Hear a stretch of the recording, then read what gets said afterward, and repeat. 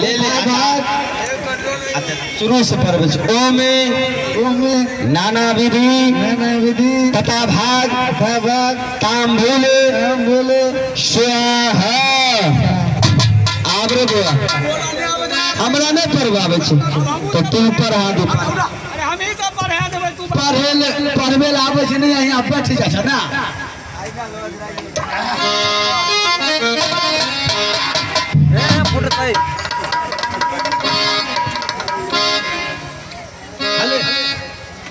ओम नाना विधे नीतीश कुमार लालू प्रसाद लालू प्रसाद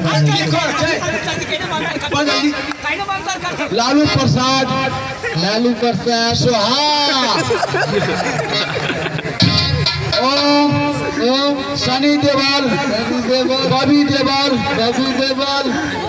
धर्मिंदर सोहा अमिताभ बच्चन ओम नाना विधे विराट कोहली विराट कोहली महेंद्र सिंह धोनी लिखल छे मंत्र छिए तहिया से मंत्र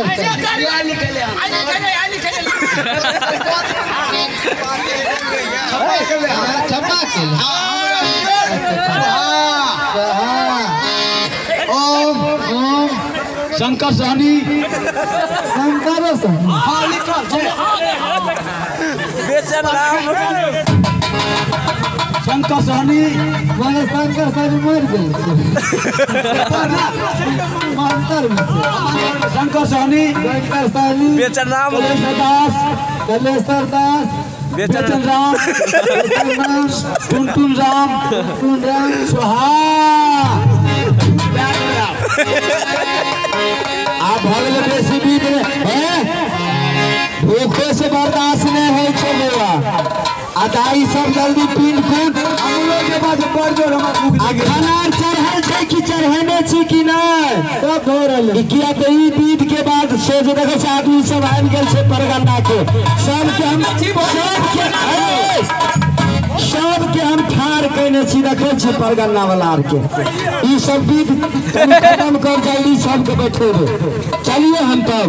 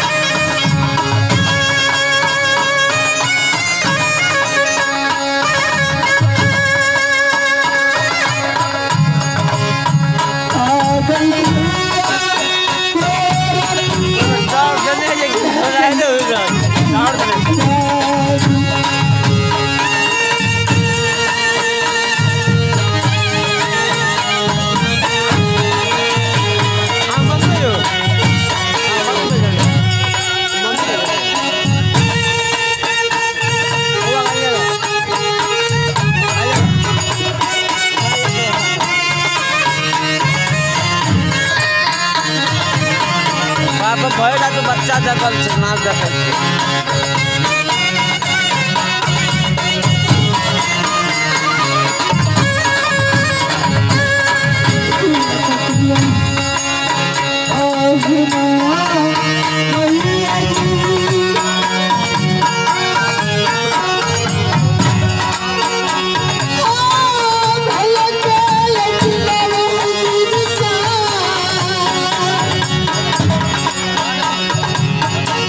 Oh my God.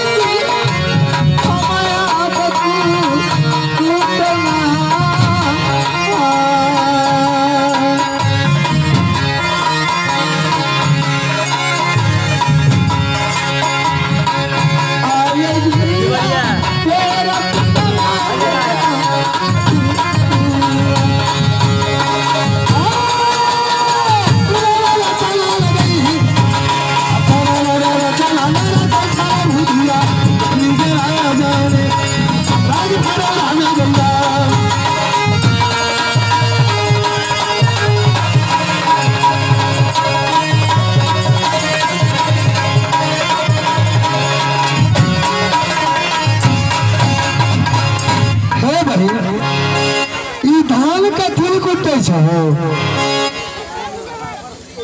धान के कुटे तोरा नहीं मालूम धान नहीं कुटे हमरा भाई के पेंट कुटे भाई को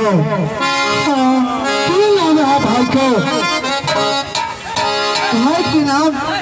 नटुआ दयाल सिंह नटुआ दयाल सिंह है बहन अगर तो अपना घर में चूड़ा दही के भोजन हमरा करा देते हम पंडित जी छे तो पतरा उछाल के देखते कि तोहर भाई जिंदा छे कि मर गए कि छे गुजारा अगर तू पंडित जी छा अगर हमारा भाई के पतरा उछाल देबा तो ठीक तू तरह दही चूड़ा के भोजन करा देबा यानी पहले पतरा उछाल दे तकर बाद भोजन करेबो तो भोजन करा देबो ना हाँ बस करा देबो अच्छा ठीक है आप कभी हम पतरा तो उछाल दै छियै तकर बाद तो हमरा चूड़ा दही के भोजन करा दियो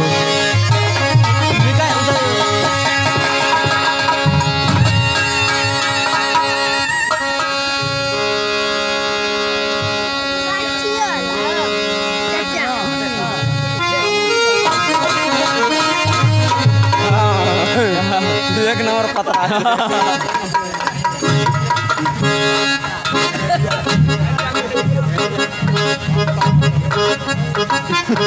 पता एक नंबर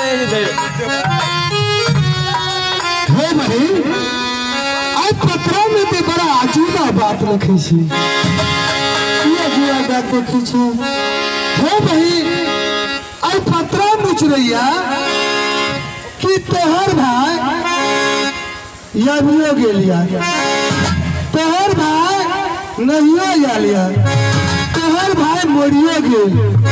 तोहर भाई नहियो मोरल हो पंडित जी तू की बोले छा एगो बात कोनो बोला तू कहे छा कि तोहर भाई मरियो गेल छा नहियो मरल छा आगियो गेल छा नहियो आयल छा हे बहन पत्रा में तो हम जा बात उतर तपस्या में कहा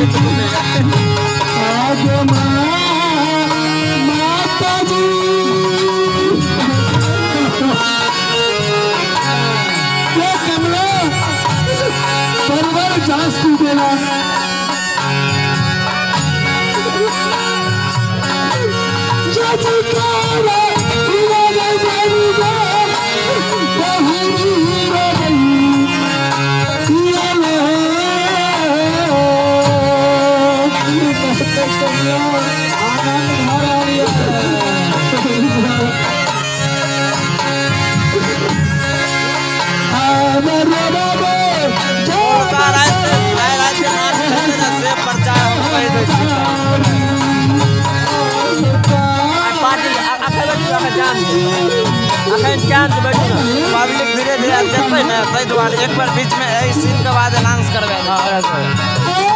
हो जो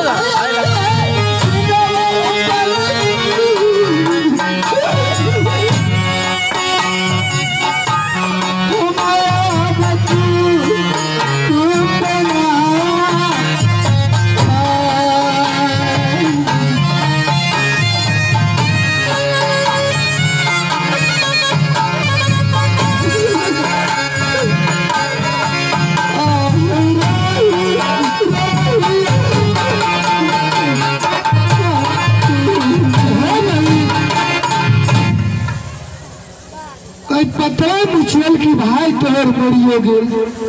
नहीं मरल याले या नहीं याले तहाँ अगर 2 मिनट के लिए उन्हें घूर जेतिए तहाँ के भाई कहाँ बोला दे थोड़ा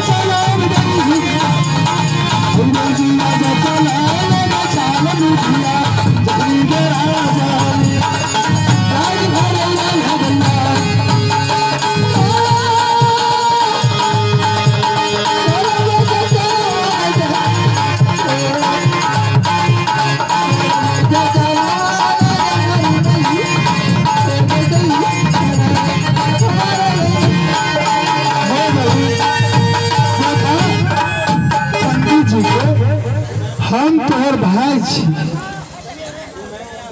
तू तो पंडित जी बनल छला लेकिन तू जे कही हमर बात नहीं बहन भाई बती की पहचान लबा तू हमर अगर तू कही हमर भाई छी तो हमरा भाई के महीना साथ में तिल के निशान है तिल के निशान लहसुन की दाग अगर तू बता तू मुझे कि तू हमारे भाई छो हे माता कमला तेरी भारी जांच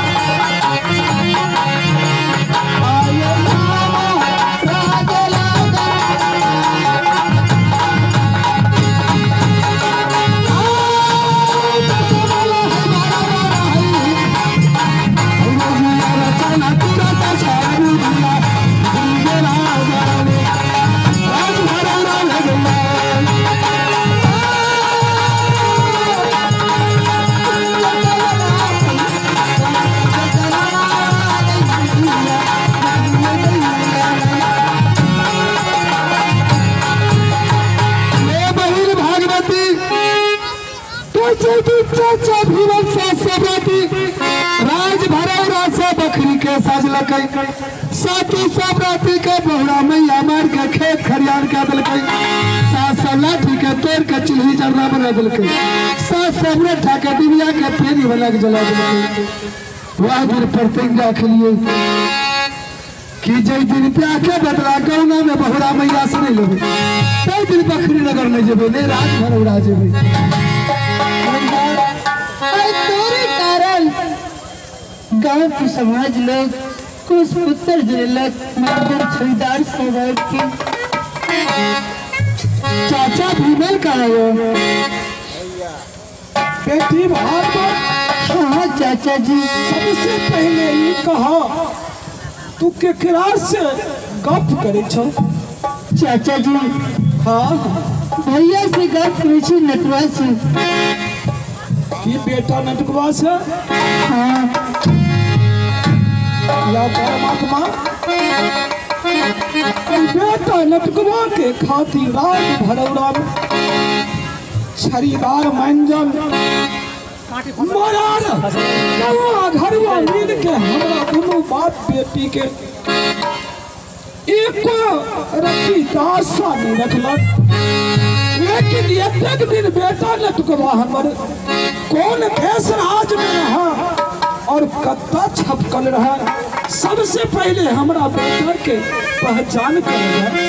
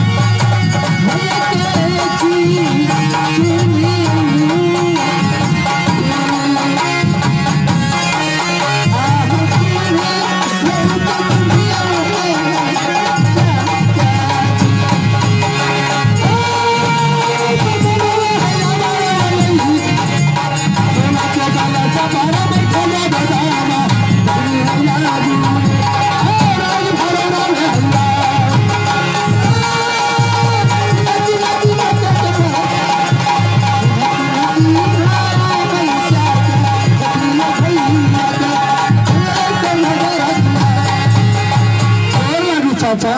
खुश रह बेटा लेकिन एक बात तोरा से हम पूछे ला चाहे छी जैदी तोरा लाके और 700 बराती साज के राज बखरी पहुंचल तोरा शादी करे के लेल सबसे पहले ये कहा तोरा कोहबर घर में कौन चीज के भोजन कैला रहा ये चाचा भीमल जी शादी विवाह भेला के बाद धानी सतवर्ती के साथ खार कहवर में रहिए साली सरहजी के लाश से खाना नहीं खेलिए हम नहीं चाहिए कि हमरा प्राती के बहुरा मैया मार दिलकै घर कहवा से ऋषि भरी रात में यहाँ के पास लिए हाँ कल चाचा भीमल भूख बहुत जोर लग गए अहाँ कहलिए बेटा नटुआ दयाल सिंह अब तो भंडार की घर बंद भ गए तो अब कहाँ से भोजन लेबे।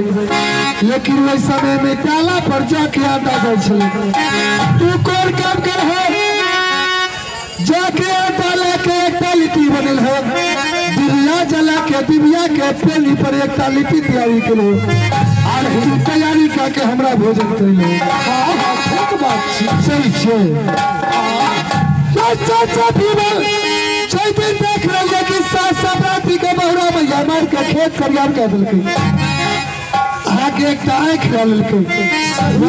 पर तिंगिया के लिए कि चैतन ब्याह के बदला बहुरा मैया के बकरी नहीं लेबे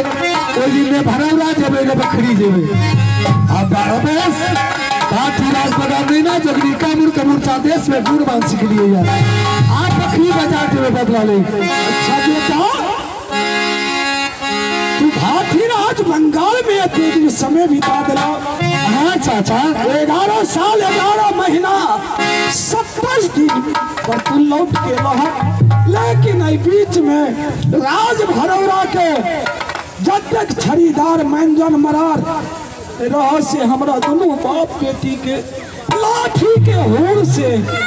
मार मार के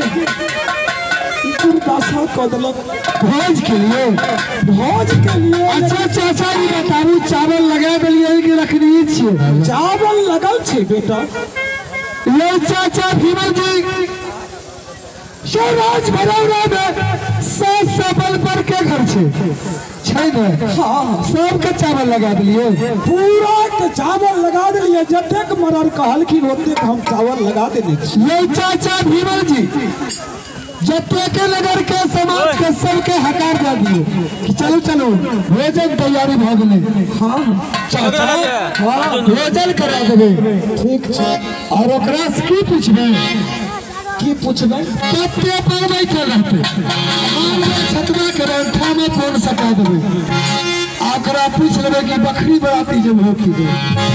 कहते नहीं जेबे हाँ तो सटले छोड़ देबे डर के मारे कहबे करते आ जखरे सटल रहते जते के मार हाथ मारलक दोनों बाप बेटी के बदला सधा ले। लेकिन बेटा ये ना हमरा मन में विश्वास नहीं होय छ। तू हाथीराज बंगाल से 6 बोरा 9 बोरा गुण मान सीख के आयल छ तो एकटा हमरा जांचना तू दे। जांच हाँ कौन जांच देखे छो दोगला उड़ल जाय छ दोगला के है मैना देखे छो ओई मैना के तू जादू पर अगर गिरा दो तकर बादे हमरा मन में अभिलाषा पूरा है। चाचा भीमल जी ये सास महीने में केटा महीना छे। हाँ अगर महीना मर जाते तो महीने विधवा हो जाते। ये तो सही बात खैर ठीक है चाचा भीमल हाँ अपने दरबार में तो नौकरों चाकरों नहीं है नौकर चाकर पर रहे लेकिन भाग गेले ठीक छै तो महिला के बारे में हमरा हाँ और महिला के मारबो कहिया हमर मोन पूरा है। अब कमला सुमर के लिए असाबर जादू मारे आले बेटा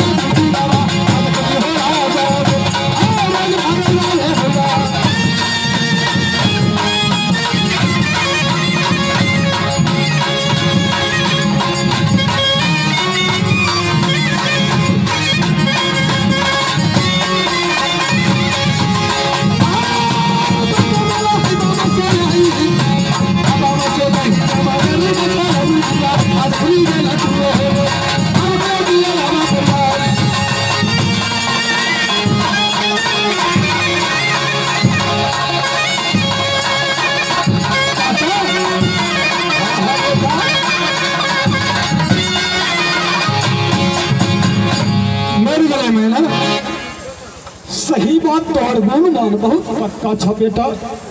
लेकिन सुना 700 महीने में एक महीना छ महीना मर गए सातों से सखी मैनी जे छै से आक्रोश करते ओकरा तो दोबारा हुआ दा हमारा मन में पूरा विश्वास हो जाए। ये चाचा भीमल जी 700 महीने में एक महीना रहे, लेकिन महीना पक्षी रहे, लेकिन महीना महीना खवास नाम के मनुष्य तैयारी करबे, अब ओकरा महीना नहीं रह देबे। अच्छा हाँ ठीक छै तब ये चाचा भीमल महीना के जिला के मनुष्य बनेबे, अब ओकर नाम रख देबे महीना खवास। किया हाँ किया ये साथ सप्राती बकरी के सजबे। अच्छा बकरी के बकरी टाइम ये तो सही बात कही छ बराती के भोजन रोक न करे थे। हाँ हाँ चलो आगू हम तैयारी कर लेबे, ऐसे में चलो हुनका आर के खबर जना देबे। ठीक छै काम चले छी सब पंच के नाम छै। अब सागरा जगह मैया मस्त लगी,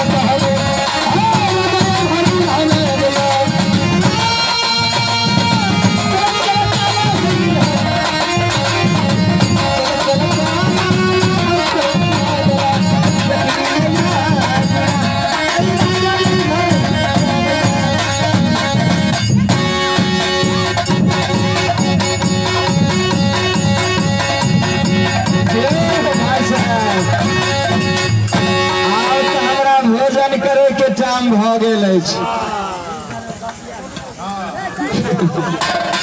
ए मैंने खरीदार हाँ टिकल हो कहलिए भूखो आर लगल। हाँ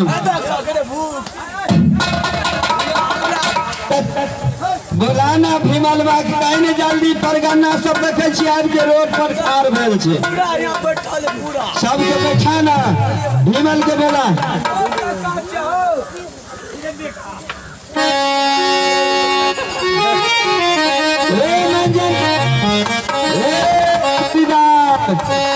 महाराज जी हो बहुत अहाँ सब टाइम लगा दिलिए। शाम के महाराज अहाँ लगेने छी, पेट में बिलाई कूद रहल है, सब तैयारी छै। चावल जे छै से ठंडाल जा, जल्दी करू अहाँ सब बैठू ने और ना बुझिए कुटिया जल्दी करू जल्दी भरपूर छै। अरे मंजन अरे हमरा पोती के काली ना भेला रे, हमर पोती नहीं गई, अपना पोतियो का लेकी है पारस ने देख छे बुढ़िया ले एकरा दादी ले पारस में देख छे दाई बर्तन आनली ने गए। ठीक छे चल बैठ पहले खा ले आ तब दादी ले पारस नींद चलिए। महाराज जी हो हाँ बोलू पोती के अहाँ नेने एलिए तो अहाँ अपना बुढ़ियो के नेने अनबती। बुढ़िया के नहीं सूझे छे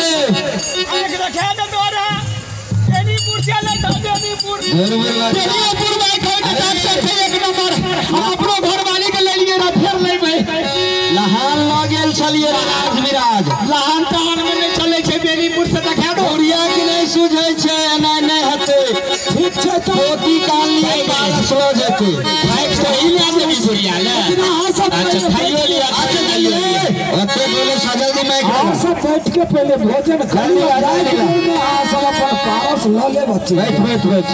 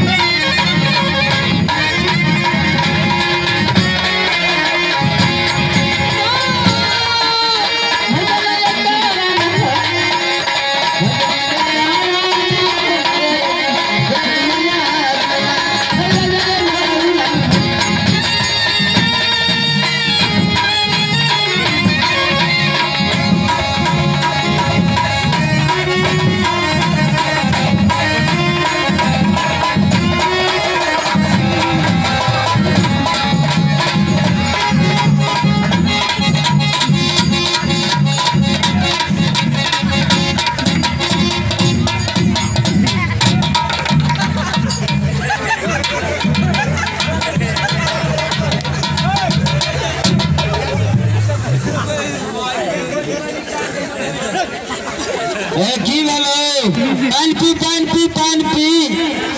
नाक बाटे निकल गए अब भक्ति जब तक खाए हैं बोलिए ये विमल जी दही चलाबू दही दही दही हैया हैया हैया ए महावीर ये सबसे पहले दही चला दही बाबूजी से मांगा किया जल से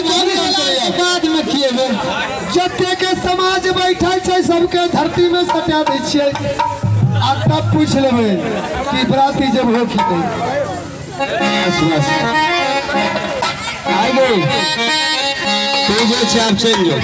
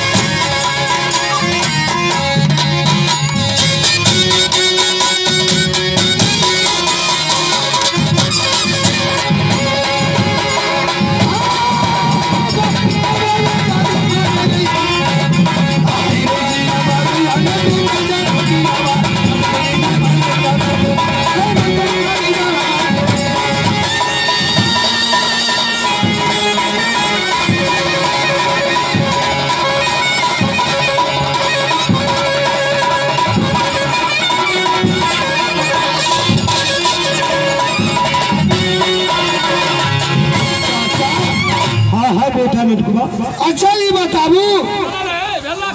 जे खा के खरी लटबैया ओ तुलसी सरदार छियै ने हाँ हाँ ओकरा तो और सर से बर नहीं छै ब्रश करे तो हम करा चीन गेलिए अरे भाई केकरा से बात करे छी खादे ने करे नीचान से और ई कारी मर छियै हाँ हाँ अनकर भात खा के देखियो धो दीजिए फिर हो जाए सबके भोजन करा दिलिए अब कहिए उठुओ नहीं खाइते रहो उठाइए नहीं उठते तो हाथ में लेब लाठी भागवती के देवे हाथ में झाड़ू ठाम ठाम मार के पार देवे एते के बात करे तो हमरा देरी तो बहुत हमरे सजा के लग रहे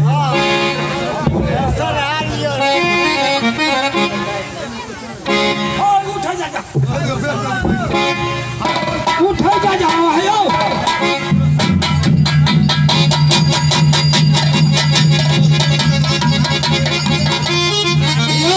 गाड़ी मरा दूसरो सभा देखे छे रोड पर में जाम लगल छे वो सब नहीं खरीदी हां महाराज क्या बहन भाई करबे तब ने हाथ में झाड़ू ले कते खाइ छी अहाँ सब क्या दबा की तुम ऐड करबा उठ उठ रे मंजन रे उठ उठ देखै छो हमर जतेक सभा छे लभरेन के सब पहुंच रे उठ उठा ए मंजन ओ बापा की भेल रे तोर बात गाड़ी के साथ की चीज के ए मंजन रे उठे छी तो चरचराई छे रे अखन कहाँ चरचरेला हम जेना लगे छे सिर धालल के है ये चाचा विमल जी आप की तकै छियै महाराज फेरी कुल देने छलिए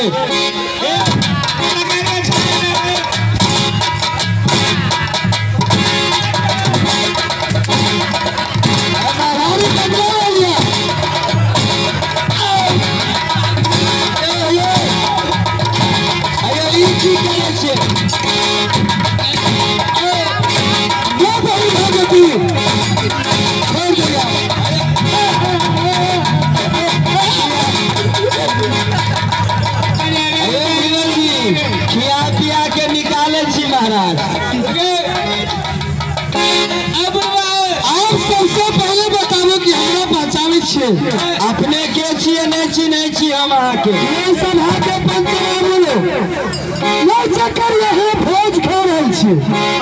से आदमी हम छियै हम तो भोज खाई छे नटुआ दयाल सिंह के तो नटुआ दयाल सिंह हमर नाम छियै झूठ कथी बोले छी सारा बस भाग की रात पड़ा लगा जगरी कामुर कामुर छा देश बना लिए कोई लड़का भोग हम सीख लिए जे और हमरे काम छियै कि ठाम ठाम धरती में सटैने छी हरियर मंजन ई गाड़ में जो सटल के ये आ सटल हाँ हाँ हाँ भैया ए मेरे के हमारे एक प्रतिज्ञा छै ये सब पिछा सब हिरल राज भरौरा से बकरी बाजार के सजलकै पहिला हम अपना ब्याह के बदला गौना में ले के लेल जेबै अरे फेर 700 साजबै जेबै छोड़ दियो नाम कहलो फाइट लिए कभी जेबै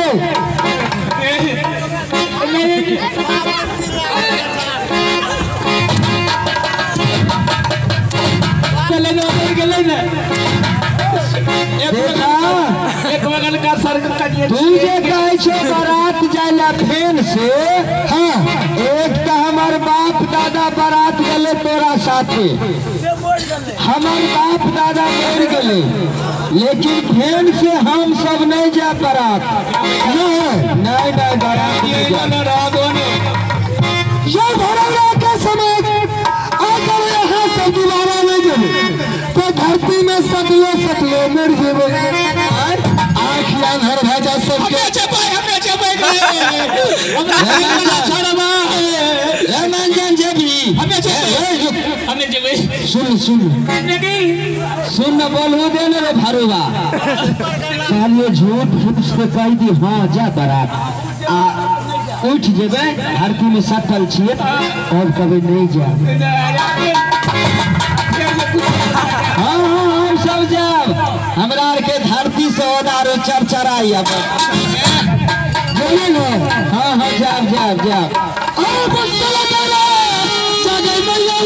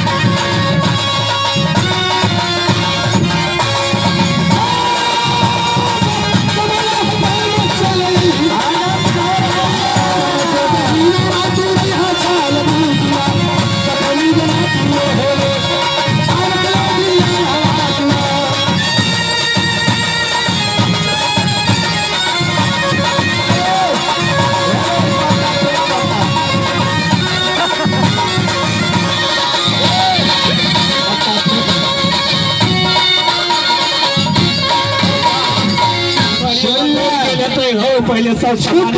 के लिए गई महाराज छूट गेल के रास्ता में कह देने छलिए ना तो कहलिए चरचराते ये भरौरा के समय भाटी रात बगा लैला जगरी का मूर्छा देश कोई लल कई भेद लेकिन हम सीख लिए जोग छ घोड़ा न बोरा गुण बान भाटी रात बगा लैला जगरी का मूर्छा देश में सीख लिए जादू वाला मंत्र वाला आब की कहै छो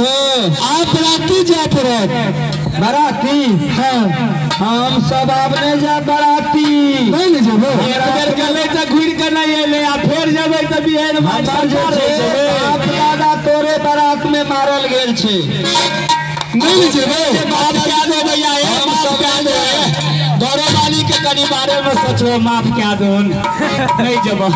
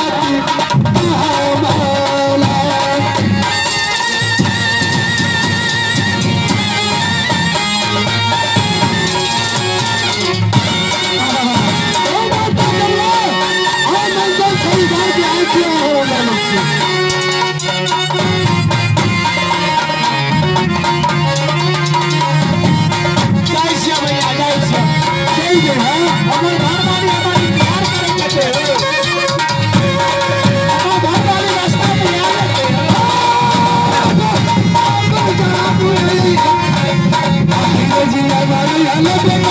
में